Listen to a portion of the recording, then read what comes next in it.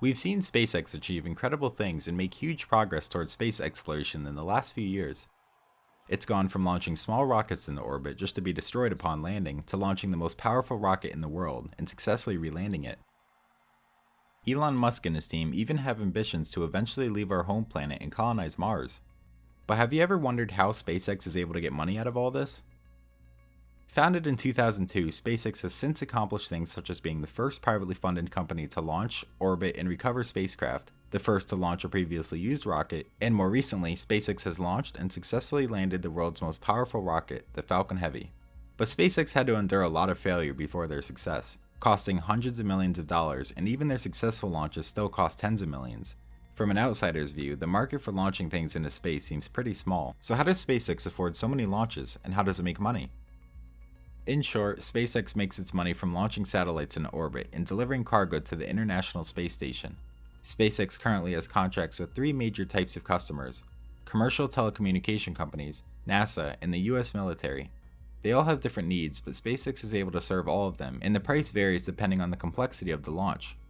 SpaceX uses the Dragon spacecraft as well as two types of rockets called the Falcon 9 and the Falcon Heavy to complete these missions. The Dragon capsule can be launched into space by one of these rockets to deliver cargo to the ISS. In the video, I'll mostly be talking about the rockets since the Dragon isn't used for every mission, but I will discuss how they plan on using it for human travel in the future. If you wanted to launch a satellite into space or deliver some cargo somewhere, the base rate for a Falcon 9 launch is $62 million, and can increase by up to $20 million depending on how complicated the mission is. The base rate for the Falcon Heavy is $90 million, and as of recording this, it has only launched one time. Combined, these two rockets have a total of 50 successful launches and only 2 failures since 2010. Landing these rockets is the hard part at this point, but the success rates are quickly improving and the company is very close to perfecting the system. In 2017 alone, SpaceX completed 18 missions, and so far in 2018, it has already completed 4 missions, including the first ever Falcon Heavy mission.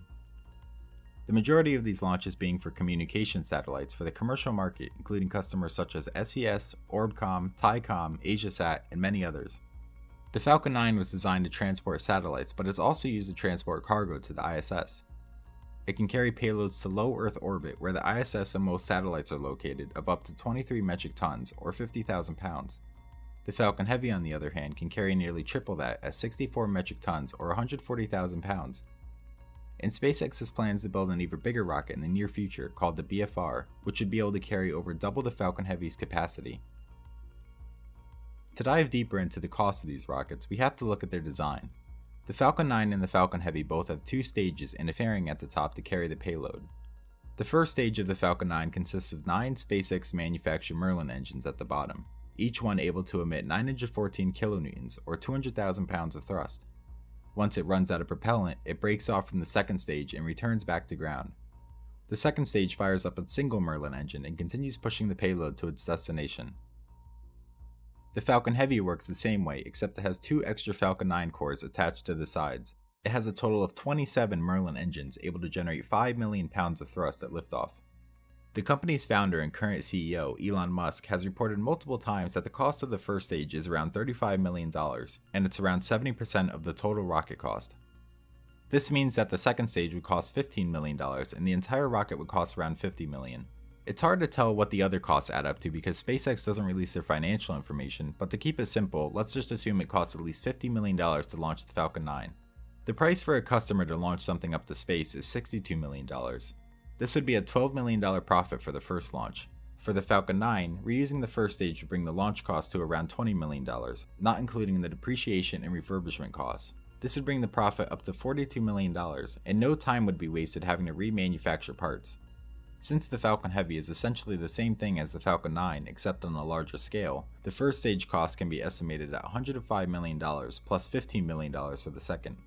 But the amount charged to customers for the Falcon Heavy is $90 million, so without reusing it they lose $30 million. If they successfully landed all 3 cores after each launch, they would profit $75 million. Of course there are other expenses that would cut into their launch profits, but the purpose of this is to show a rough estimate of the rocket pricing and potential profitability. There is no way to be certain of any numbers until SpaceX releases their own financial information, but this is just using what we have so far. Currently, SpaceX does not reuse the second stage of either of the rockets, but they plan on perfecting the reusability system in the future. If they did perfect this, there would be very little cost for launching a rocket, and the process would be extremely quick. And this is one of SpaceX's core goals. Throughout history, we have always launched rockets, got rid of them, and built more. If a rocket was more like an airplane and just required refueling and some maintenance, then there would be huge cost savings. Just imagine trying to buy a plane ticket if a new plane had to be built for each flight.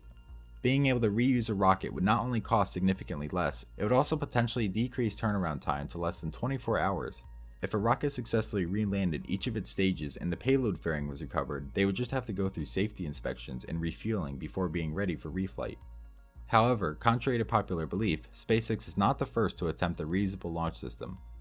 NASA's famous Space Shuttle program from 1969 to 2011 was an attempt to make a reusable spacecraft.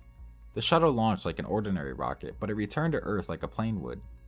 It had a payload similar to the Falcon 9's, and the vision behind the program was to lower the cost of space access, just like what SpaceX is trying to do now. Although it was fairly successful in being reusable, there were a lot of miscalculations in terms of operational costs and the speed at which they could do launches. It was technically reusable, but it took a very long time to repair it and make sure it was safe for launch again.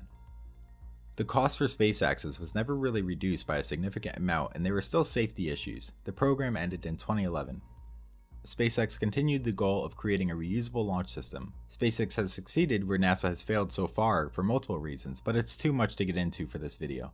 SpaceX is getting pretty good at landing rockets now, but it took a large investment to get to this point. As expected, the first few launches were disasters, but the company kept on going and never gave up.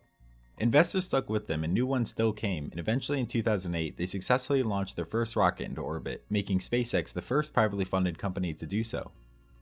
In 2012 they reached the ISS, and in 2015 they were the first to land an orbital rocket's first stage on land. The recent successes of the reusability system have put SpaceX much closer to its end goals, and its future of profitability looks very bright. Once the reusable launch system is perfected and SpaceX can start advancing toward its other goals, its revenues and profits will grow large very quickly. One of its other plans is creating a space-based internet communication system called Starlink. This network would improve the accessibility of internet across the planet while eliminating the need for regular internet companies to install or remove cabling needed for internet service. This would disrupt the current internet market and can be a large potential source of revenue for SpaceX. SpaceX revealed that it projects 40 million subscribed to Starlink and more than $30 billion in revenue by 2025. SpaceX also has plans for space tourism. It already has 2 customers booked for a trip around the moon later this year, and although the names and how much they paid weren't revealed, Elon did say that it would be around the same amount as a crewed trip to the ISS, which would be around $58 million per seat. Elon Musk estimates that there could be 1 tourism trip a year and eventually account for 10 to 20% of SpaceX's revenue. Space tourism can also branch out to trips to low Earth orbit, the moon, and even Mars. Part of this project's goal is to increase profitability for the company, allowing them to fund their next rocket, the BFR. After the Falcon Heavy, this is the next step for SpaceX. This rocket will use the same hardware that has been proven to work in the Falcon 9 and the Falcon Heavy, but will be able to go to the moon and Mars while still being able to do the things that other rockets do, but on a larger scale. Another plan for profit involving the BFR is for Earthbound travel. The BFR would launch a spaceship into orbit filled with passengers traveling to another city. It can reach cities across the planet in 30 minutes or less and would act like an airline. The ship would reach around 18,000 miles per hour, 10 times faster than the fastest commercial airplane, and can carry 80 to 200 people per trip. If SpaceX could actually bring this to reality, successfully launch the BFR, and perfect the reusable launch system, all of these ideas are very possible and can be seen sooner than we think. The main goals of SpaceX is to improve the cost and reliability of space access, develop a rapidly reusable launch system, and in the long term, interplanetary travel and space colonization. These are big goals, but just like most companies, SpaceX plans for the long run.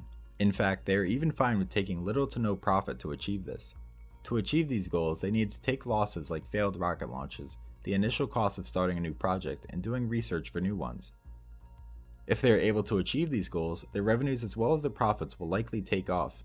Launch costs could potentially be reduced by tens of millions, reusability and turnaround could be perfected, and SpaceX could operate with the same grace as an airport. Perfecting this process would open up so many possibilities and set SpaceX up to achieve all of their goals and secure them for the future. Thanks for watching, and let me know in the comments if you have any suggestions for future videos. Take care.